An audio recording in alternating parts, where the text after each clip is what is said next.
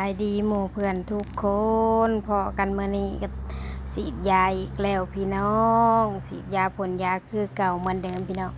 อันนี้สวนอยู่ที่ซุมโรงพี่น้องฉีดยาอยู่สวนที่ซุมโรงเด้อพี่น้องเด้อทุกเช้าพี่น้องเอ้ยแต่ละมื้อแต่ละวันแต่ยามมาเช้าพี่น้องเอ้ยทุกยามมาเช้าเนาะพี่น้องคุมมื้อพี่น้องเอ้ยฉีดยาเด้อพี่น้องเด้อมื้อนี้ก็มาฉีดอยู่สวนที่ซุมโรงพี่น้องเอ้ย ส่วนนี้ก็ยังสินินลูกนินหมากคือเก่าพี่น้องเพราะว่า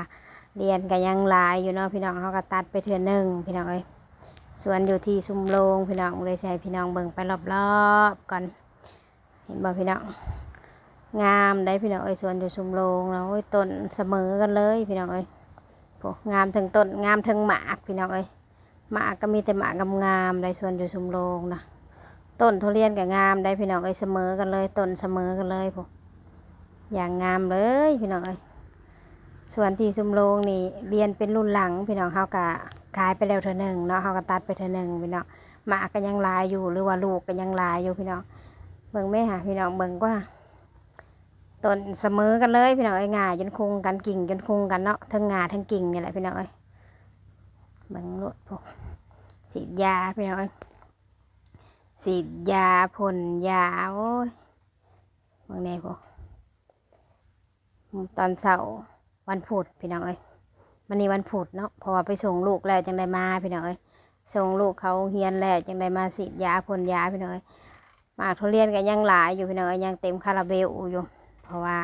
เฮาก็ตัดไปรอบหนึ่งแล้วพี่น้องบอกแล้วก็บอกอีกยันพี่น้องบ่จักเบิ่งแน่น่ะเห็นบ่ยังเต็มคาราเบลอยู่ได้พี่น้องเอ้ยยังเต็มต้นเต็มกกอยู่ลูกก็ได้เพราะว่าเพื่อนเฮาก็ขายไปเท่านึงเนาะพี่น้องเนาะหมากก็งามเลยพี่น้องหมากทุเรียนส่วนที่สุบโรงบางเนี่ยนะเห็นบ่เป็นทุกกิ่งทุกงาอะไรนะบางเนี่ยฮะเฮ้ยเนาะพี่น้องเสียทีแต่ราคานี่แหละเนาะพี่น้องบ่เป็นให้แท้ๆเนาะหมากทุเรียนดอกงามก็ดอกมึงลูกผู้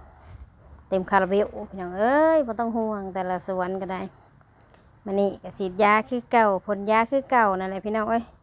บ่ได้ไปทางใดดอกแต่ละมื้อแต่ละวันก็อยู่กับบัวกับสวนมื้อใดยามใดก็ถ่ายสวนถ่ายหมากทุเรียนนี่แหละให้พี่น้องเบิ่งพี่น้องเอ้ยพูนแล้วยามตัดทุเรียนเบิดทุกต้นโลเบิดทุกสวนพูนแล้วพี่น้องเอ้ยจังสิได้ไปเที่ยวหันเที่ยวนี่เนาะไปหาอยู่หากินนั่นแหละเที่ยวก็ได้บ่ได้แม่นเที่ยวหยังดอกไปลงทะเลหาหอยหาปูหากุ้งหาปลาพี่น้องเอ้ยถ้าได้ว่าตัดทุเรียนเบิดสวนแล้วตัดลูกเบิดอะไรก็เอาก็ไปได้พี่น้องค่ะ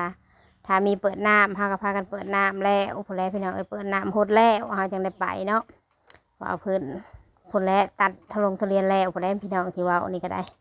ที่ว่าสุฟังนี่ก็ดีแต่ช่วงนี้นะถ้าในบ่ได้ตัดเบิดเฮาก็บ่ค่อยว่างปานใดพี่น้องเอ้ยเฮาก็ต้องอยู่กับหัวกับสวนไปสิแล้วนี่บางเถื่อกับสวนนั้นพอค้าเขาตัดเฮาก็ได้ไปขนพี่น้องส่วนนี้พอค้าเขาตัดเฮาก็ได้ไปขนนอกจากว่าเฮาตัดเรียนเบิดทุกสวนนั่นเด้พี่น้องเบิดทุกสวนมีแต่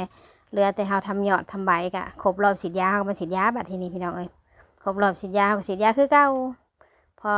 ได้เปิดน้ำเฮาก็เปิดน้ำพดบัดทีนี้ถ้าในบ่ตัดลูกออกเบิดนะตอนเฮาทำยอดทำใบหรือว่าพื้นต้นใหม่ไปสินะพี่น้องเฮาก็เปิดน้ำแล้วก็เฮาก็ว่างแน่บัดทีนี้เฮาก็ไปหาทะเลหาปูหาปลาหากุ้งหาหอยก็ได้แล้วพี่น้องบัดทีนี้คือช่วงนี้คือยังไปใช้ก็ยังบ่ได้คือเก่าพี่น้องเฮาก็ต้องรอแต่ว่าพอค่ะสิเขาสวนใดที่เขาไปตัดสวนใดเฮาก็รอถ้าไปขนพี่น้องเอ้ยขนมากองไว้พุ่นแล้วบัดนี้ยามตัดเรียนแล้วเฮาก็ได้